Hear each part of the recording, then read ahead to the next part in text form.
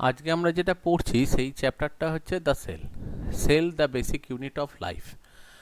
Actually আমাদের প্রত্যেকটা যে অর্গানিজম যেটা আমাদের চারপাশে রয়েছে বা আমাদের দেহ যেটা রয়েছে সেইটার পুরোটাই তৈরি হয় যেটা সেটা হচ্ছে সেল দিয়ে। সেল হচ্ছে অ্যাকচুয়ালি যে কোনো একটা লিভিং অর্গানিজমের ক্ষেত্রে body structural and functional unit, অর্থাৎ জীবদেহের গঠনগত এবং কার্যগত একক।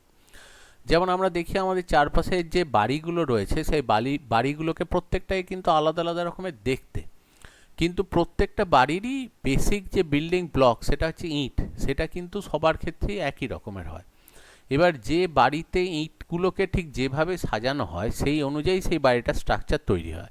ঠিক সেরকমই বাঘ, ভাল্লুক, হরিণ, সিংহ, মানুষ, এদেরকে সবাইকে দেখতে আলাদা আলাদা হতে পারে, কিন্তু এদের বিল্ডিং ব্লক যেটা সেটা হচ্ছে সেল, তার কিন্তু কিছু বেসিক স্ট্রাকচার রয়েছে যেগুলো সবার মধ্যেই সিমিলার। এবার দেখা যায় যে ঠিক একই রকম যেরকম বাড়ির ক্ষেত্রে আলাদা আলাদাভাবে ইঁটগুলো সাজানোর জন্য এক একটা বাড়ি দেখতে হয়, ঠিক সেরকমই প্রত্যেকের ক্ষেত্রে সেলগুলো কিভাবে অ্যারেঞ্জমেন্ট হয়ে রয়েছে তার উপর ডিপেন্ড করেই বিভিন্ন অ্যানিম্যাল বা বিভিন্ন প্লান্টসগুলোকে দেখতে আলাদা আলাদা রকম হয়ে থাকে। তার মানে দেখো, যেমন বাড়ির ক্ষেত্রে তার স্ট্রাকচারাল ইউনিট হচ্ছে যেটা সেটা হচ্ছে ইট, ঠিক সেরকমই যে কোনো একটা লিভিং অর্গানিজম, যে কোনো একটা সজীব বস্তুর ক্ষেত্রেও তার স্ট্রাকচারাল ইউনিট যেটা সেটা কিন্তু অ্যাকচুয়ালি হচ্ছে সেল। এবার দেখো যে যার বাড়িতে যেরকম টাইপের ইট ব্যবহার করা হবে, অর্থাৎ ধরো যে কারোর বাড়িতে পাঁচিলগুলো তৈরি করার সময় পাশাপাশি হয়তো একটা করে ইট জাস্ট ওপর ওপর সাজিয়ে বাড়িটা তৈরি করা হয়েছে, কারো বাড়িতে হয়তো পাশাপাশি দুটো করে করে ইট সাজিয়ে বাড়িটা তৈরি করা হয়েছে। তাহলে ন্যাচারালি যার ক্ষেত্রে একটা করে ইট দেওয়া হয়েছে তার বাড়িটার কিন্তু দুর্বল হবে। বাইরে থেকে জোর কোনো আঘাত হেলে বা ভূমিকম্প হলে সেই বাড়িটা ভেঙে পড়ার চান্স অনেক বেশি, কম্পারেটিভলি যেখানে দুটো করে ইট দেওয়া হয়েছে সেই বাড়িটার স্ট্রেংথ কিন্তু অনেক বেশি হবে। তো ন্যাচারালি দেখা যায় যে সেই বাড়িটার স্টেবিলিটি বা ডিউরেবিলিটি সেটাও কিন্তু দেখো ইটের কিভাবে সাজানো আছে তার উপর ডিপেন্ড করছে। ঠিক সেরকমই আমাদের যে সেলগুলো রয়েছে সেই সেলগুলোর উপরই ডিপেন্ড করে আছে যে আমাদের বডির ফাংশনটা কীরকম হবে।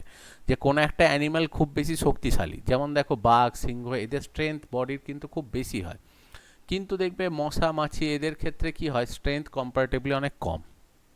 এবার কারো ক্ষেত্রে দেখো নাম্বার অফ সেলস কম, কারো ক্ষেত্রে নাম্বার অফ সেলস বেশি।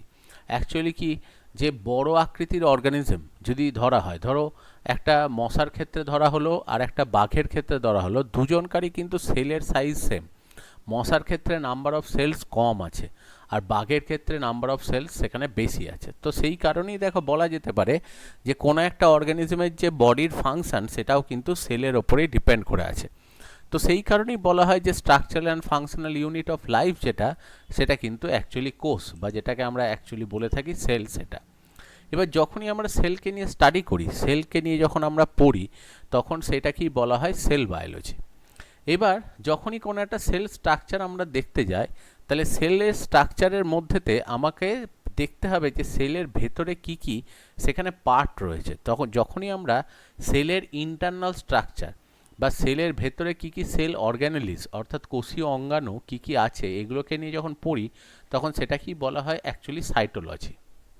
এবং হার্টউইক বলে একজন সায়েন্টিস্ট 1893-তে সবার প্রথমেই সাইটোলজি সম্পর্কে কনসেপ্ট দেয়, যেখানে সেল এবং টিস্যু স্ট্রাকচার সম্পর্কে স্টাডি করা হয়। যে সেলস বলতে অ্যাকচুয়ালি বোঝানো হয় যে বডির যে স্ট্রাকচারাল ইউনিট যেটা সেল, আর বেশ কিছু সেল যারা একই রকমের ফাংশন করে, যাদের অরিজিনটাও সেম এবং যাদের ফাংশনটাও সেম, তাদেরকে একসাথে বলে যেটা সেটা হচ্ছে টিস্যু স্ট্রাকচার। তো এই সেল বা টিস্যু নিয়েই যখন পড়া হয় তখনই সেই ব্রাঞ্চটাকেই বলা হয় যেটা সেটা হচ্ছে সাইটোলজি।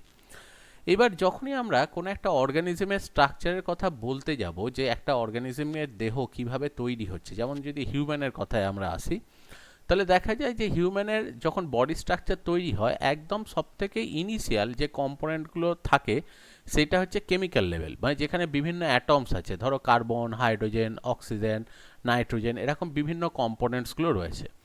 সবার প্রথম এই কার্বন, হাইড্রোজেন, অক্সিজেন, নাইট্রোজেন এরা সবাই অ্যাকোমোডেট হয়, দিয়ে তৈরি করে বিভিন্ন বায়োমলিকিউলস। যেমন এখানে দেখিয়েছে বায়োমলিকিউল ডিএনএ, সেরকমই বিভিন্ন বায়োমলিকিউলস তৈরি করে, protein, carbohydrate, fat, nucleic acid, এই সমস্ত বায়োমলিকিউলসগুলো তৈরি করে। এবার এই রকমই অনেক বায়োমলিকিউলস একসাথে অ্যাটাচড হয়ে তৈরি করে যেটা, সেটা হচ্ছে সেলুলার লেভেল, বিভিন্ন রকমের সেল তৈরি করে। যেমন এখানে দেখো একটা সেল তৈরি করেছে, এটা হচ্ছে অ্যাকচুয়ালি মাসেল সেল, এবং এই মাসেল সেলটা হচ্ছে স্পিন্ডেল সেল, মাকুর মতো আকৃতি। তো এই মাসেল সেলটা হচ্ছে ইনভলান্টারি মাসেল। এবার মানে যেটা নিজের ইচ্ছে আমরা কন্ট্রাক্ট করতে পারি না। এরকমই বেশ কতগুলো মাসেল সেল নিয়ে তৈরি হচ্ছে দেখো মাসেল টিস্যু। এই মাসেল টিস্যুগুলোই দেখো তৈরি করছে যেটা, সেটা হচ্ছে স্টম্যাকের ওয়াল। তাহলে দেখো এইটা হচ্ছে সেলুলার লেভেল, এরপর হচ্ছে যেটা সেটা হচ্ছে টিস্যু লেভেল, এরপর হচ্ছে অর্গ্যান লেভেল। এবার অ্যাকচুয়ালি স্টম্যাক এটা কিন্তু ডাইজেস্টিভ সিস্টেমের একটা পার্ট।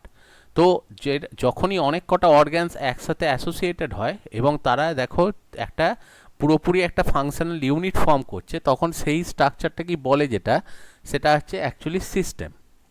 এই রকমই দেখা যায় যে অনেক কটা সিস্টেম নিয়ে, ধরো actually digestive system, respiratory system, এরকম অনেক কটা সিস্টেম নিয়েই তৈরি হয় যেটা, সেটা হচ্ছে একটা অর্গানিজম।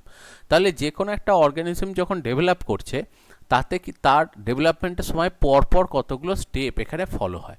এবার এখানকার মধ্যে এই মলিকিউলার লেভেল যেটা রয়েছে, যে অ্যাটমস আর এই যে অ্যাকচুয়ালি বায়োমলিকিউলস যেগুলো রয়েছে, এইগুলো তো ধরো কেমিক্যাল কম্পোনেন্টের ব্যাপার। তো অ্যাকচুয়ালি বডি অর্গানাইজেশন বায়োলজির ক্ষেত্রে যেটা স্টার্টিং যেটা ধরা হয়, সেটা হচ্ছে সেলুলার লেভেল, যে সেল থেকে। তাহলে সেল, নেক্সট লেভেল হচ্ছে টিস্যু, নেক্সট লেভেল হচ্ছে অর্গ্যান, তারপর হচ্ছে সিস্টেম, তারপর অর্গানিজম। মানে একটা অর্গানিজমকে যদি দেখা হয়, তাহলে অর্গানিজমের মধ্যে অনেক কটা সিস্টেম পাবো।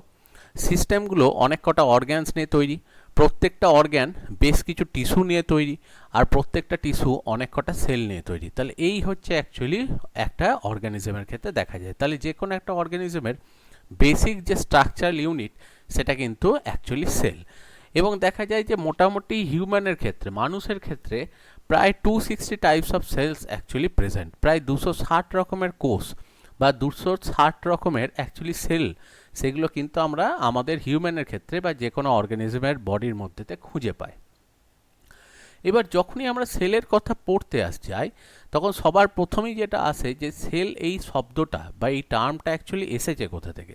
সেল শব্দটা সবার প্রথমে এসছে সেলুলা বলে একটা টার্ম থেকে। সেলুলা বলতে যেটা বোঝানো হয়, সেটা হচ্ছে কুঠুরি। কুঠুরি মানে হচ্ছে ছোট্ট ঘর। অ্যাকচুয়ালি মনেস্ট্রি মানে বৌদ্ধ মঠ যেটাকে বলা হয়, মনেস্ট্রির মধ্যে প্রচুর পরিমাণে সেখানে মঙ্ক, যাদেরকে আমরা বলি বৌদ্ধ ভিক্ষু, তারা কিন্তু থাকে এবং তারা বাড়িঘর ছেড়ে সেখানেই থাকে, সেখানেই ছোটোবেলা থেকে পড়াশোনা শেখে এবং পরবর্তী ক্ষেত্রে বিভিন্ন হিউম্যান ওয়েলফেয়ার, যে কোথাও ডিজাস্টার হয়েছে বা কিছু, তখন এরা গিয়ে কিন্তু তাদেরকে হেল্প করে সেই সমস্ত জায়গাতে। এবার তারা যে ঘরগুলোতে থাকতো, তাদের থাকার জন্য যে ঘর অ্যাকচুয়ালি মনেস্ট্রিতে থাকে, সেই ঘরগুলো খুব ছোট ছোট হয় এবং সেখানে শুধুমাত্র জাস্ট শোয়ার মতো একটা জায়গা থাকে বা দু একটা জিনিস রাখার মতো জায়গা থাকে। তো ওই স্ট্রাকচারগুলো কি অ্যাকচুয়ালি বলে যেটা, সেটা হচ্ছে সেলুলা বা কুঠুরি। মানে বেশ কিছুটা, যেমন মৌমাছির ক্ষেত্রে মৌচাকের মধ্যে ছোট ছোট ঘর থাকে, যেগুলোকে মৌচাকের কুঠুরি বলা হয়, ঠিক সেই রকম টাইপের ব্যাপার, যেখানেতে মৌমাছিগুলো কোনো রকমে জাস্ট ওখানে থাকতে পারে। তো ঠিক সেই রকমই ছোট ছোট ঘরের মতোই অ্যাকচুয়ালি ধারণা থেকেই সেলুলা কথাটা বলা হয়। কারণ সবার প্রথম অ্যাকচুয়ালি সেল অবজার্ভ করেছিল সেটা হচ্ছে রবার্ট হুক।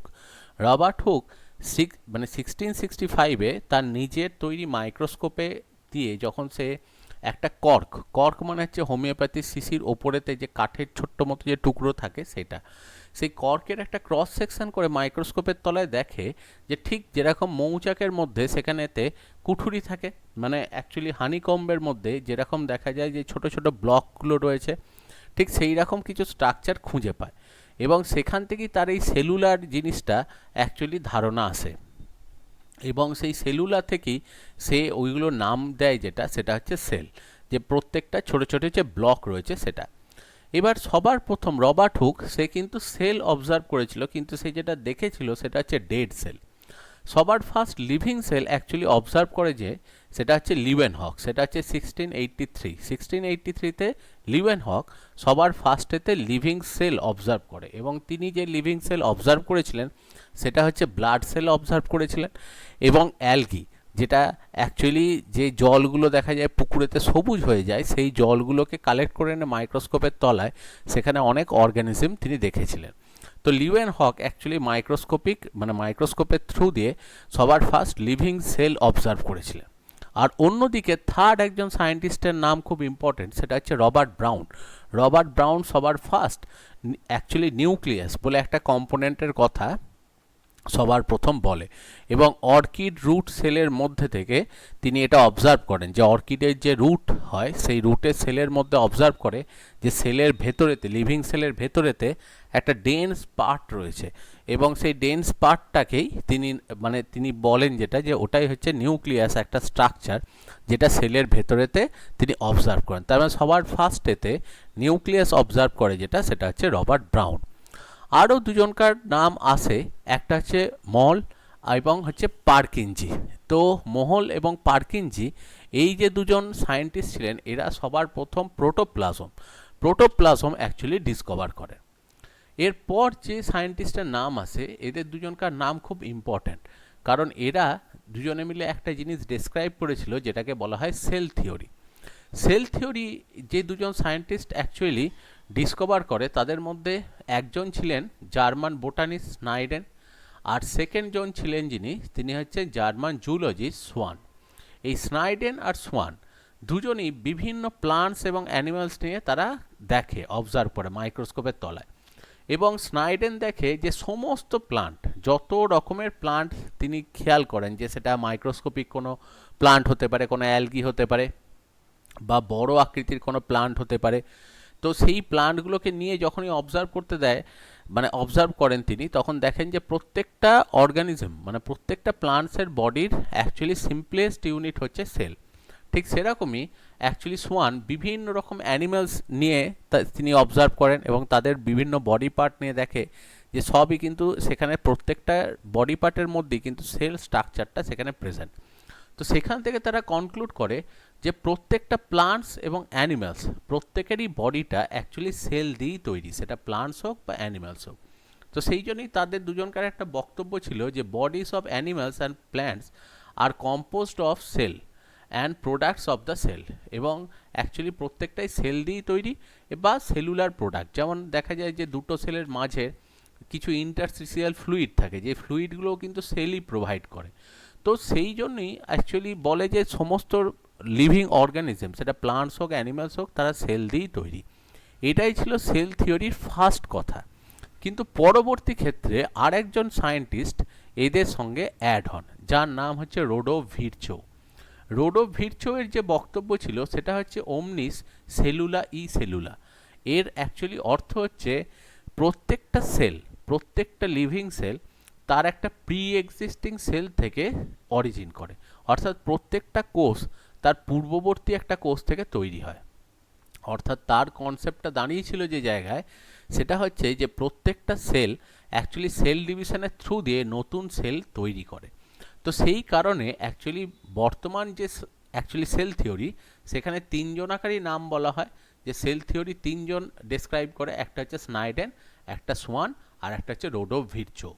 এবং এখানে সেল থিওরি দুটো কথা, যে প্রত্যেকটা প্লান্টস এবং অ্যানিমালস তাদের বডি স্ট্রাকচার তৈরি হয় সেল বা প্রোডাক্টস অফ সেল দিয়ে, আর সেকেন্ড হচ্ছে প্রত্যেকটা সেল অ্যাকচুয়ালি তার একটা প্রি এক্সিস্টিং সেল থেকে সে কিন্তু অরিজিন করে। তো এটাই ছিল সেল থিওরির কথা। এরপরে দেখো যেটা আসে সেটা হচ্ছে সেল সাইজ। অ্যাকচুয়ালি একটু আগেই বললাম যে মেনলি দেখা যায় যে ম্যাক্সিমাম ক্ষেত্রেই যে অর্গানিজমের যে সেলের সাইজ হয়, সেই সেলের সাইজ মোটামুটি কম্পারেটিভলি সবারই সমান হয়, শুধু যে অ্যানিম্যালটা আকারে বড় তার বডির মধ্যে নাম্বার অফ সেলস বেশি থাকে। কিন্তু তবু দেখা যায় যে কিছু অ্যাকচুয়ালি অর্গানিজম আছে যাদের সেলুলার স্ট্রাকচারটা খুব অর্গানাইজড, তাদেরকে অ্যাকচুয়ালি বলা হয় ইউক্যারিওট। আর যাদের ক্ষেত্রে দেখা যায় যে সেলুলার স্ট্রাকচারটা খুব একটা অর্গানাইজড নয়, তাদেরকে অ্যাকচুয়ালি বলা হয় প্রোক্যারিওটস। যেমন ব্যাকটেরিয়াটা হচ্ছে প্রোক্যারিওটস। তো সেই জন্য দেখা যায় ইউক্যারিওটসের সাথে প্রোক্যারিওটসের যেহেতু সেল অর্গানেলির কিছু ডিফারেন্স থাকে, সেই জন্য অটোমেটিক্যালি তাদের সেল সাইজেরও কিন্তু কিছু ডিফারেন্স থাকে। আর অন্যদিকে ভাইরাস যারা হয়, ভাইরাসকে বলা হয় দেবে অ্যাসেলুলার কম্পোনেন্ট, মানে এদের মধ্যে কোনো সাইটোপ্লাজম সেখানে থাকে না। তাহলে যেহেতু সাইটোপ্লাজম বা প্রোটোপ্লাজম বা নিউক্লিয়াস কনসেপ্ট নেই, তো ন্যাচারালি দেখা যায় যে এদের সাইজটা কিন্তু কম্পারেটিভলি অনেকটা ছোট আকৃতির হয়। তো এখানে মোটামুটি দেখো একটা হিসেব দেখানো হয়েছে যে ভাইরাসের ক্ষেত্রে তার যে বডি স্ট্রাকচার হয় তার যে অ্যাকচুয়ালি ডায়ামিটার হয় সেটা দেখো 2.0 ইন্টু 10⁻⁻7 মাইক্রোমিটার কিউব। অন্যদিকে ব্যাকটেরিয়ার ক্ষেত্রে 2.0 ইন্টু 10⁻⁻2 মাইক্রোমিটার কিউব। তাহলে এখানে হচ্ছে -7, তার মানে বুঝতেই পারছো এর সাইজটা অনেক ছোট, আর এটা হচ্ছে -2। এবং তারপরে দেখো এটা দেখাচ্ছে মাইকোপ্লাজমা। মাইকোপ্লাজমা মানে হচ্ছে যে একটা ব্যাকটেরিয়া, যে ব্যাকটেরিয়ার মধ্যে কিন্তু সেল ওয়াল অ্যাবসেন্ট। তো বলা হয় যে ব্যাকটেরিয়ার মধ্যে সবথেকে ছোট আকার স্ট্রাকচার যেটা, সেটা হচ্ছে মাইকোপ্লাজমা। এবার যেহেতু অ্যাকচুয়ালি ভাইরাসকে বলা হয় অ্যাসেলুলার, তো সেই কারণে সবথেকে ছোট আকৃতির সেল যেটা ধরে নেওয়া হয় সেটা হচ্ছে প্রোক্যারিওটসের মধ্যে actually mycoplasma. Mycoplasma bacteria, prokaryote, কারণ এমনিই বললাম ইউক্যারিওটের সেলের সাইজটা একটু বড় হবে, প্রোক্যারিওটে ছোট হবে।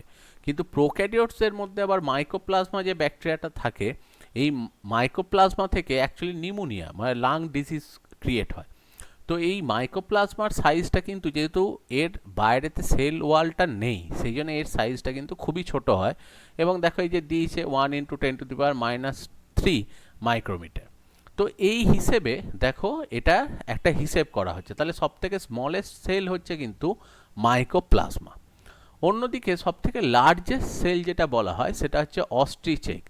অস্ট্রিচের যে এগ হয়, মানে অস্ট্রিচের এগ হচ্ছে একটা সিঙ্গেল সেল, এবং সেটা হচ্ছে একটা হ্যাপ্লয়েড ওভা সেল, যেখানে একটা সিঙ্গেল সেট অফ ক্রোমোজোম রয়েছে, এবং যেটা কিন্তু মানে আমরা এমনি খালি চোখে দেখতে পাই যে সেল যেটা রয়েছে। যেমন অ্যাকচুয়ালি দেখো যে অস্ট্রিচের যে এগ হয় তার একটা ডায়ামিটার দিয়েছে, দেখো যে তার লেন্থ যেটা সেটা হচ্ছে 17 সেন্টিমিটার, আর উইডথ যেটা সেটা হচ্ছে 15 সেন্টিমিটার। এবং নর্মাল মুরগির ডিমের রেসপেক্টে দেখো অস্ট্রিচের এগটার সাইজটা কিন্তু অনেক বড়। তো ন্যাচারালি ওটা খালি চোখেই দেখা যায়, এবং এটা লার্জেস্ট সেল হিসেবে কনসিডার করা হয়। অন্যদিকে হোয়েল শার্ক যেটা হয়, মানে অ্যাকচুয়ালি হোয়েল শার্ক যেটা, তাদের যে এগ হয় সেই এগটা হচ্ছে 30 সেন্টিমিটার তার ডায়ামিটার হয়, মানে এটা কিন্তু এর থেকে বড়। কিন্তু এদের এগটা কিন্তু বডির বাইরে বেরোয় না, এগটা এর ভেতরেই থেকে যায়, বডির ভেতরেই থেকে যায়। যেহেতু এগটা বডির ভেতরে থেকে যায়, তাহলে সেটা তো আমরা বাইরে থেকে অবজার্ভ করতে পারি না। তাহলে যদি আমাদের কোনো সময় এর ক্রস সেকশন করা হয়, এর হয়তো পেটটা কেটে ডিমটাকে বার করা হলে তবে একমাত্র অবজার্ভ করা যায়। তো ন্যাচারালি এটা বাইরে থেকে অবজার্ভ করা যায় না, সেই হিসেবে এটাকে কনসিডার করা হয় না। কিন্তু যদি ওটাকে বার করা হয় তাহলে কিন্তু এর এগ সাইজটা কিন্তু আরও অনেক বড় হয়। তো নর্মালি যেটা লার্জেস্ট সেল হিসেবে ধরা হয় সেটা অস্ট্রিচ এগকেই কনসিডার করা হয়ে থাকে। অন্যদিকে যখনই আমরা অ্যাকচুয়ালি লংগেস্ট সেলের কথা বলি, যে সব থেকে লম্বা সেল, সেটা হচ্ছে আমাদের বডির মধ্যে যে মাসেল ফাইবার যেগুলো রয়েছে, মানে আমাদের বডির মধ্যে যে স্কেলিটাল মাসেল, মানে হাড়ের সাথে যে মাসেলগুলো যোগ হয়ে রয়েছে, সেই স্কেলিটাল মাসেলগুলো মোটামুটি দেখা যায় 1 থেকে 40 মিলিমিটার অবধি এটা কিন্তু লম্বা হতে পারে। এটা একটা মাসেল সেলসের ক্ষেত্রে তার লেন্থ দেখানো হয়েছে। কিন্তু অন্যদিকে নার্ভ সেল যেগুলো হয়, বিশেষ করে পায়েরতে যে নার্ভ সেলগুলো থাকে, সেই নার্ভ সেলগুলো নিয়ার অ্যাবাউট 90 সেন্টিমিটার লম্বা হতে পারে, মানে 90 সেন্টিমিটার লম্বা হতে পারে। তার মানে নার্ভ সেল কিন্তু অ্যাকচুয়ালি সব থেকে লংগেস্ট, এইটা হচ্ছে ব্যাপার। আর লংগেস্ট প্লান্ট সেলের কথা যখন আমরা বলতে যাব, যে প্লান্ট সেলের কথা যখন আমরা বলবো, তখন দেখা যায় যে অ্যাকচুয়ালি ফ্লোয়েম ফাইবার যেগুলো হয় সেগুলো অনেক লম্বা হয়। যেমন জুটের ক্ষেত্রে যেটা বাস্ট ফাইবার, বা জুটের ক্ষেত্রে যেটা পাটের তন্তু যেটাকে বলা হয়, তার লেন্থ কিন্তু অনেক বেশি। যেমন জুটের ক্ষেত্রে তার লেন্থ যেটা সেটা হচ্ছে 30 to 90 সেন্টিমিটার হয়ে থাকে। সেকেন্ড যেটা রয়েছে দেখো সেটা হচ্ছে রেমি। রেমি বলে একটা গাছ পাওয়া যায়, তাদের ক্ষেত্রে তার যে অ্যাকচুয়ালি ফাইবারগুলো হয় সেই ফাইবারগুলো 55 সেন্টিমিটার মতো লেন্থ হয়। আর হেম্প বলে একটা গাছ হয়, এই হেম্পের ক্ষেত্রে এর অ্যাকচুয়ালি লেন্থ যেটা সেটা হচ্ছে 1 মিটার। তাহলে অ্যাকচুয়ালি দেখো লংগেস্ট প্লান্ট সেল যদি বলা হয়, তাহলে হেম্পের ক্ষেত্রে ওই যে ফাইবারস যেগুলো রয়েছে সেইগুলোর মধ্যে লেন্থ হচ্ছে সবচেয়ে বেশি। এবার এখানে একটা কম্প্যারিজন করা হয়েছে, সেটা হচ্ছে ইউক্যারিওটস আর প্রোক্যারিওটস। অ্যাকচুয়ালি ইউক্যারিওটস বলতে বোঝানো হয় যে যাদের নিউক্লিয়াসটা, মানে যে অর্গানিজমের সেলগুলোর নিউক্লিয়াসটা হচ্ছে ওয়েল ডেভেলপড, তাদেরকে অ্যাকচুয়ালি বলে যেটা সেটা হচ্ছে ইউক্যারিওটস। অ্যাকচুয়ালি ক্যারিওট মিন্স হচ্ছে নিউক্লিয়াস, ইউ মিন্স হচ্ছে ট্রু, মানে যাদের ক্ষেত্রে আদর্শ নিউক্লিয়াস বা আইডিয়াল নিউক্লিয়াস প্রেজেন্ট তাদেরকে বলছে ইউক্যারিওটস, যারা অ্যাডভান্স। আর প্রো মিন্স হচ্ছে কি, প্রো মিন্স হচ্ছে প্রিমিটিভ।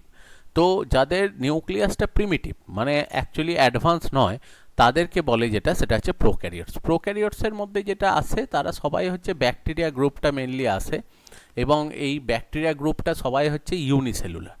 আর অন্যদিকে মাল্টিসেলুলার যারা রয়েছে এবং অ্যাডভান্স অর্গানিজম যেগুলোকে আমরা আমাদের চারপাশেতে দেখতে পাচ্ছি খালি চোখে, তারা সবাই কিন্তু হচ্ছে ইউক্যারিওটস। এবার যদি আমরা কম্পেয়ার করি প্রোক্যারিওটস আর ইউক্যারিওটস, ফার্স্ট হচ্ছে নিউক্লিয়াসের ডিফারেন্স। ইউক্যারিওটসের নিউক্লিয়াসটা হচ্ছে একদম আইডিয়াল নিউক্লিয়াস। এবার নিউক্লিয়াসের মধ্যে চারটে কম্পোনেন্ট থাকে। একটা হচ্ছে নিউক্লিয়ার এনভেলপ, যেটা নিউক্লিয়াসকে চারদিক থেকে কভার করে রেখেছে। সেকেন্ড হচ্ছে নিউক্লিওপ্লাজম, এর ভেতরের যে ফ্লুইড বা ম্যাট্রিক্স রয়েছে সেটা। থার্ড হচ্ছে নিউক্লিওলাস, নিউক্লিয়াসের মধ্যে সবথেকে ডেন্স রিজিয়ন, যেখান থেকে রাইবোজোম বলে একটা কম্পোনেন্ট তৈরি হয়। এই যে এখানে যে এগুলো দেখাচ্ছে, এই যে অ্যাকচুয়ালি ব্লু কালারের ছোট ছোট বলের মতো, এইগুলো হচ্ছে রাইবোজোমস। তো এই রাইবোজোমস এখান থেকে তৈরি হয়। আর এর ভেতরেতে অ্যাকচুয়ালি ক্রোম্যাটিন ফাইবার বা ডিএনএ যেটা, সেই জিনিসটা থাকে। তো এই চারটে কম্পোনেন্ট থাকলেই সেটা হচ্ছে আইডিয়াল নিউক্লিয়াস, এবং সেটাই ইউক্যারিওটসের প্রপার্টি। প্রোক্যারিওটসে কিন্তু এই কম্পোনেন্টগুলো থাকে না, থাকে শুধুমাত্র এই ভেতরকার ডিএনএটা। এবং এই সাইটোপ্লাজমের মধ্যেই ডবল স্ট্যান্ডার্ড যে ডিএনএটা, সেটা এইখানেতে অ্যাকচুয়ালি কয়েলিং কন্ডিশনে থাকে, মানে পেঁচিয়ে থাকে। এরাও ডবল স্ট্যান্ডার্ড ডিএনএ, কিন্তু জিনিসটা পেঁচিয়ে জাস্ট সাইটোপ্লাজমের মধ্যে রয়েছে। নিউক্লিয়ার এনভেলপ, নিউক্লিওলাস, নিউক্লিওপ্লাজম, এগুলো সব অ্যাবসেন্ট। তো সেই কারণে এদেরকে বলে যেটা সেটা হচ্ছে প্রোক্যারিওটস। অন্যদিকে এখানকার মধ্যে বিভিন্ন membrane bound cell organelle present, যেমন এইগুলো হচ্ছে এন্ডোপ্লাজমিক রেটিকুলাম, এটা হচ্ছে মাইটোকন্ড্রিয়া। তো এখানেতে কিন্তু এই ধরনের কম্পোনেন্টস যেগুলো রয়েছে সেগুলো কিন্তু এখানেতে থাকে না। এখানে শুধু একটাই সিমিলারিটি, যে দুজনকার মধ্যেই রাইবোজোম সেটা থাকে, কিন্তু প্রোক্যারিওটসের রাইবোজোমের থেকে ইউক্যারিওটের রাইবোজোম যেটা, সেটা কিন্তু অ্যাক্টিভ, মোর অ্যাক্টিভ, এটা হচ্ছে ব্যাপার। আর অন্যদিকে ইউক্যারিওটিক সেলের চারপাশেতে সেল মেমব্রেন আছে। আর যদি এটা প্লান্ট সেল হয়, প্লান্ট সেল হলে তার চারপাশেতে একটা সেল ওয়াল থাকবে, কিন্তু সেল ওয়ালটা তৈরি হয় মেনলি সেলুলোজ দিয়ে।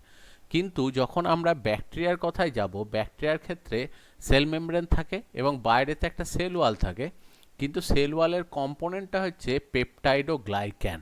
মানে এক্ষেত্রে যেটা থাকবে, যদি প্লান্ট সেল হয় সেলুলোজ, এটা হচ্ছে পেপটাইডোগ্লাইক্যান। আর ব্যাকটেরিয়ার ক্ষেত্রে অনেক সময় বাইরের দিকেতে, প্রোক্যারিওটসের মধ্যেতে বাইরের দিকের একটা কভারিং থাকে, যে কভারিংটাকে অ্যাকচুয়ালি বলে ক্যাপসুল। এই ক্যাপসুলটা জেনারেলি অ্যাকচুয়ালি প্লান্ট সেলসের মধ্যে থাকে না।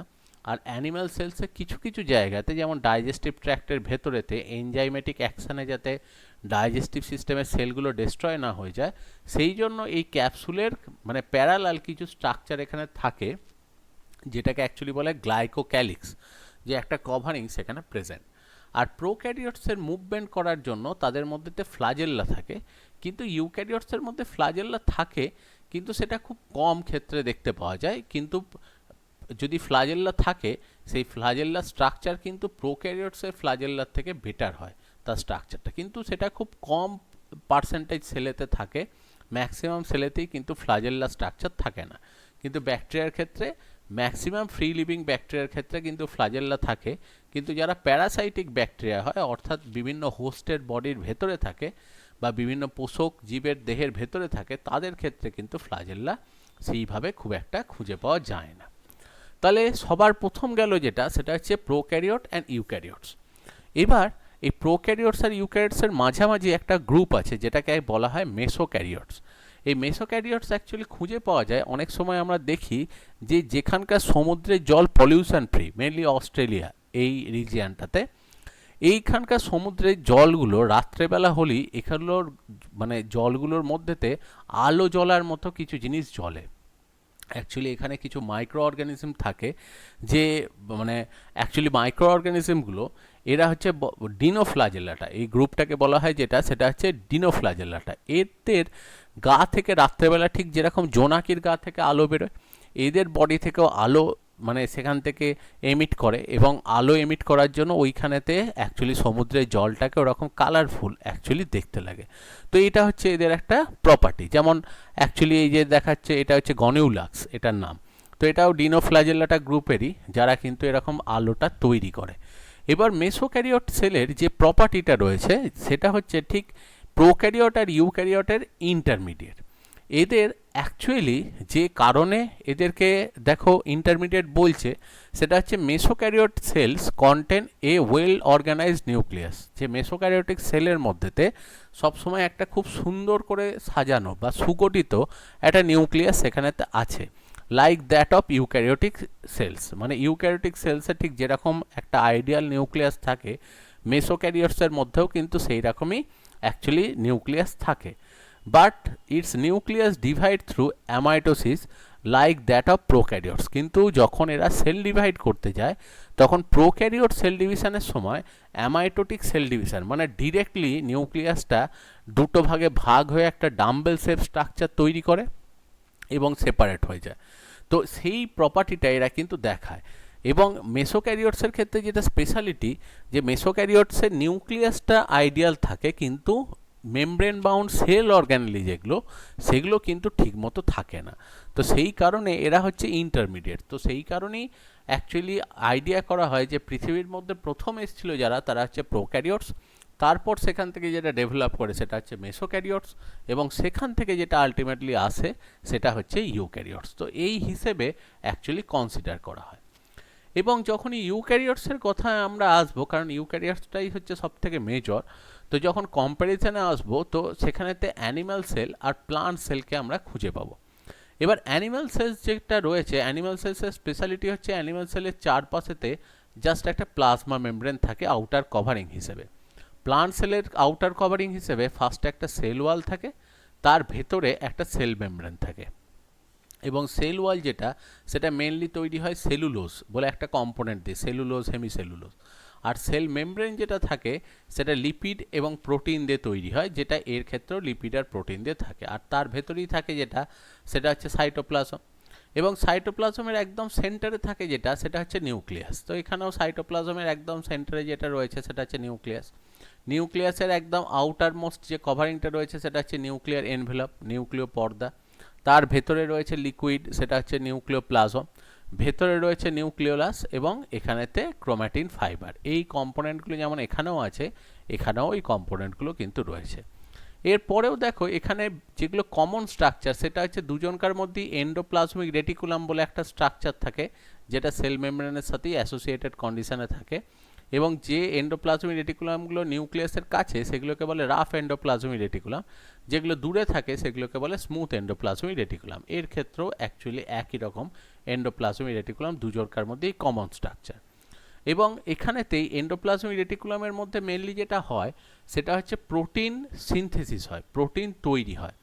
কিন্তু প্রোটিন তৈরি হওয়ার পর প্রোটিন ম্যাচিওর হয় গলগি বডিজের মধ্যে।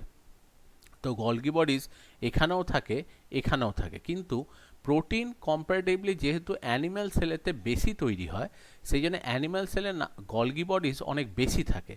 প্লান্ট সেলে কিন্তু গলগি বডিজের নাম্বার সবসময় খুব কম হয়। তাহলে এটা কিন্তু প্লান্টসের সাথে অ্যানিম্যালসের একটা ডিফারেন্স। অন্যদিকে দুজনকার মধ্যেই কিন্তু অ্যাকচুয়ালি দেখো মাইটোকন্ড্রিয়া প্রেজেন্ট। মাইটোকন্ড্রিয়া হচ্ছে actually energy house of the cell, যেটা শক্তি দেয়। এটা ছাড়াও দেখো আরও যে জিনিসটা রয়েছে সেটা হচ্ছে যে অ্যাকচুয়ালি ডিফারেন্স যেটা, সেটা হচ্ছে দেখো যে এখানে সেন্ট্রোজোম বলে একটা কম্পোনেন্ট থাকে অ্যানিম্যাল সেলেতে, যেটা সেল ডিভিশনে হেল্প করে। এই সেন্ট্রোজোম স্ট্রাকচার কিন্তু প্লান্ট সেলের মধ্যে অ্যাবসেন্ট। অন্যদিকে লাইসোসোম বলে একটা স্ট্রাকচার আছে। লাইসোসোম কি করে, যখনই কোনো সেল ইনফেক্টেড হয় তখন প্যাথোজেন ডিস্ট্রাকশনের জন্য এই লাইসোসোমটা ফাংশন করে। লাইসোসোম এটা মেনলি কিন্তু প্লান্ট সেলের প্রপার্টি, মেনলি অ্যানিম্যাল সেলের প্রপার্টি। প্লান্ট সেলেতে কিন্তু এই লাইসোসোম থাকে না, থাকলেও খুব কম পরিমাণে থাকে। মেনলি এই প্রপার্টিটা হচ্ছে যেটা, সেটা হচ্ছে অ্যানিম্যাল সেলসের প্রপার্টি। অন্যদিকে থার্ড যেটা রয়েছে সেটা হচ্ছে যে প্লান্ট সেলের মধ্যে দেখো প্লাস্টিড বলে একটা স্ট্রাকচার থাকে, যেটা অ্যাকচুয়ালি কালার ফর্মেশনের জন্য রেসপন্সিবল। এবার গ্রিন কালারের প্লাস্টিড হলে সেটাকে বলে ক্লোরোপ্লাস্টিড, যদি হোয়াইট কালারের হয় যেটা রুটে থাকে সেটাকে অ্যাকচুয়ালি বলে লিউকোপ্লাস্টিড। আর যদি দেখা যায় যে সেটা অন্য কোনো কালারের হয়, রেড, অরেঞ্জ বা ইয়েলো, তখন সেটাকে অ্যাকচুয়ালি বলে ক্রোমোপ্লাস্টিড। এবং ক্রোমোপ্লাস্টিডটা মেনলি ফ্লাওয়ারের পেটালসের মধ্যে বা পাপড়ির মধ্যে সেটা কিন্তু দেখতে পাওয়া যায়। অন্যদিকে দেখো এখানেতে সেন্টারে একটা সেল ভ্যাকুওল বলে একটা স্ট্রাকচার রয়েছে প্লান্ট সেলসের মধ্যে। এই সেল ভ্যাকুওলের মধ্যে এরা ওয়াটার স্টোর করে রাখে এবং তাই সেই ওয়াটারের মধ্যেতে বিভিন্ন ফুড স্টোর করে রাখতে পারে বা এক্সক্রিটেড প্রোডাক্ট স্টোর করে রাখতে পারে। এই ভ্যাকুয়াল স্ট্রাকচার কিন্তু এখানেতে সেইভাবে খুঁজে পাওয়া যায় না। আর অনেক সময় অনেক অ্যানিমাল সেলসের মধ্যেতে বাইরেতে সিলিয়া বা ফ্লাজেল্লার মতো এক্সটেনশন দেখতে পাওয়া যায়, যেটা এখানেতে অ্যাবসেন্ট। তো এইরকমই বেশ কিছু প্লান্ট আর অ্যানিমাল সেলের মধ্যে কিছু সিমিলারিটি আছে আর কিছু ডিফারেন্স আছে, যেগুলো আমাদের একটু ভালো করে খেয়াল রাখতে হবে এবং মনে রাখতে হবে যে প্লান্ট সেল আর অ্যানিমাল সেলের মধ্যে কি কি ডিফারেন্স এখানেতে রয়েছে। এবার চলে আসছি সেটা হচ্ছে আমরা আমাদের সেলের স্ট্রাকচারের ক্ষেত্রে সবার প্রথমেই যেটা আসছি সেটা হচ্ছে সেলের আউটার কভারিং। অ্যাকচুয়ালি যে কোনো সেলের ক্ষেত্রে তিনটে আউটার কভারিং আমরা আলটিমেটলি দেখতে পাই বিভিন্ন টাইপের অর্গানিজমে যখন অবজার্ভ করা হয়। একদম দেখো প্লান্টের ক্ষেত্রে যখন দেখা যায় তাহলে বাইরে থাকে সেল ওয়াল, ভেতরে থাকে সেল মেমব্রেন। আর অ্যানিম্যাল সেলের ক্ষেত্রে যখন হয় তখন মেনলি থাকে সেল মেমব্রেন, ওখানে সেল ওয়াল অ্যাবসেন্ট, কিন্তু অনেক সময় সেল মেমব্রেনের বাইরেতে গ্লাইকোক্যালিক্স বলে একটা কোটিং থাকে। তো সেই কারণে আমরা সেলের আউটার কভারিংয়ে তিনটে জিনিস পড়বো। একটা হচ্ছে গ্লাইকোক্যালিক্স, একদম আউটার মোস্ট কভারিং, সেকেন্ড হচ্ছে যেটা সেল ওয়াল, আর থার্ড হচ্ছে সেটা হচ্ছে সেল মেমব্রেন। তো সবার ফার্স্টে যেটা পড়ছি দেখো সেটা হচ্ছে এক্সট্রা সেলুলার কোট, যেটাকে অ্যাকচুয়ালি বলছে গ্লাইকোক্যালিক্স। এটা কিন্তু সব অ্যানিম্যাল সেলেতে থাকে থাকবে তা কিন্তু নয়। এটা একটা কার্বোহাইড্রেট স্ট্রাকচার। মেনলি দেখা যায় ডাইজেস্টিভ সিস্টেম যেখানেতে প্রচুর পরিমাণে এনজাইম সিক্রেট হচ্ছে, সেই এনজাইমসের মধ্যেতে যাতে সেলগুলো ড্যামেজ না হয়ে যায়, স্টম্যাক বা স্মল ইন্টেস্টাইনের সেলগুলো যাতে ড্যামেজ না হয়ে যায়, সেই জন্য অ্যানিম্যাল সেলসে সেল মেমব্রেনের বাইরেতে আউটার সারফেসে এই যে গ্রিন কালারের যেটা ব্রাঞ্চিংয়ের মতো যে স্ট্রাকচারটা দেখানো হচ্ছে, তো এই পোর্শন যেটা রয়েছে এই জিনিসটাই এইরকমই কিছু কার্বোহাইড্রেট চেন অ্যাকচুয়ালি থাকে, যেটা কি করে সেলের চারপাশে একটা আউটার কভারিং তৈরি করে। তো এই কভারিংটা কি অ্যাকচুয়ালি বলে এক্সট্রা সেলুলার কোট, বা যেটাকে বলা হয় গ্লাইকোক্যালিক্স, যেটা সেল মেমব্রেনের চারদিকে সেলকে প্রোটেক্ট করে থাকে। তাহলে এই জিনিসটাই হচ্ছে সেলের আউটার কভারিং, যেটা এক্সট্রা সেলুলার কোট, যেটা গ্লাইকোক্যালিক্স ফর্ম করছে। আর এর পরে তাহলে এটা হচ্ছে সবার ফার্স্ট কার্বোহাইড্রেট একটা স্ট্রাকচার যেটা সেলকে বাইরে থেকে কভারিং প্রোভাইড করছে। পরে যেটা আসছি সেটা হচ্ছে অ্যাকচুয়ালি দেখো সেল ওয়াল। সেল ওয়াল এটা মেনলি অ্যাকচুয়ালি প্লান্ট সেলের প্রপার্টি। প্লান্ট সেলের আউটার মোস্ট যে কভারিং রয়েছে সেটা হচ্ছে সেল ওয়াল, এবং সেল ওয়াল মেনলি যেটা ফর্মেশন হয় সেই ফর্মেশন হয় অ্যাকচুয়ালি দেখো যে সেলুলোজ দিয়ে। এবার সেল ওয়াল স্ট্রাকচারটা প্লান্ট সেল ছাড়াও অন্য জায়গায় খুঁজে পাওয়া যায়, যেমন অনেক ক্ষেত্রে ফাঙ্গাসের ক্ষেত্রে সেল ওয়াল স্ট্রাকচার খুঁজে পাওয়া যায়। ফাঙ্গাসের ক্ষেত্রে অ্যাকচুয়ালি সেল ওয়ালটা তৈরি হয় কাইটিন বলে একটা কার্বোহাইড্রেট দিয়ে। কাইটিন হচ্ছে অ্যাকচুয়ালি ইনসেক্টের বাইরের যে হার্ড কভারিং, যেটাকে এক্সোস্কেলিটন বলে, সেই এক্সোস্কেলিটন অ্যাকচুয়ালি তৈরি হয় কিন্তু কাইটিন দিয়ে। তাহলে দেখো ফাঙ্গাসের ক্ষেত্রে বা ফাঞ্জাইয়ের ক্ষেত্রে বা ছত্রাকের ক্ষেত্রে আউটার মোস্ট যে কভারিংটা রয়েছে সেল ওয়াল, সেটা তৈরি হচ্ছে কি দিয়ে, সেটা হচ্ছে কাইটিন দিয়ে। আর থার্ড আর একজনের মধ্যে সেল ওয়াল খুঁজে পাওয়া যায় সেটা হচ্ছে ব্যাকটেরিয়া। ব্যাকটেরিয়ার ক্ষেত্রে যখন সেল ওয়ালটা দেখা হয় তখন তাদের সেল ওয়ালটা তৈরি হয় পেপটাইডোগ্লাইক্যান বলে একটা কার্বোহাইড্রেট দিয়ে। তার মানে অ্যাকচুয়ালি সেল ওয়াল মেনলি তৈরি হয় কার্বোহাইড্রেট দিয়ে। সেটা প্লান্টের ক্ষেত্রে যে কার্বোহাইড্রেটটা থাকে সেটার নাম হচ্ছে সেলুলোজ। সেলুলোজ ছাড়াও দেখা যায় অন্যান্য কম্পোনেন্ট থাকে, সেলুলোজ, হেমিসেলুলোজ, লিগনিন, সুবেরিন, এই সমস্ত মানে কম্পোনেন্ট দিয়ে সেল ওয়াল থাকে। এবং সেল ওয়ালের ফাংশন হচ্ছে যে সেল ওয়াল হচ্ছে স্টিপ একটা স্ট্রাকচার, একটা হার্ড স্ট্রাকচার, যেটা সেলকে চারপাশ থেকে প্রোটেক্ট করে রাখে এবং সেলকে মানে অ্যাকচুয়ালি প্রোটেকশান প্রোভাইড করে। এবার সেল ওয়াল সেটা অ্যাকচুয়ালি প্লান্টসের ক্ষেত্রে হলে সেলুলোজ, হেমিসেলুলোজ দিয়ে হতে পারে। যদি ওটা কোনো ব্যাকটেরিয়া হয় তাহলে পেপটাইডোগ্লাইকান দিয়ে হতে পারে। আর যদি ওটা ফাঞ্জাই হয়, যে ফাঙ্গাস হয় কোনো ক্ষেত্রে, তাহলে ছত্রাকের ক্ষেত্রে ওটা অ্যাকচুয়ালি তৈরি হয় যে কম্পোনেন্টটা দিয়ে, সেই কম্পোনেন্টটার নাম হচ্ছে কাইটিন।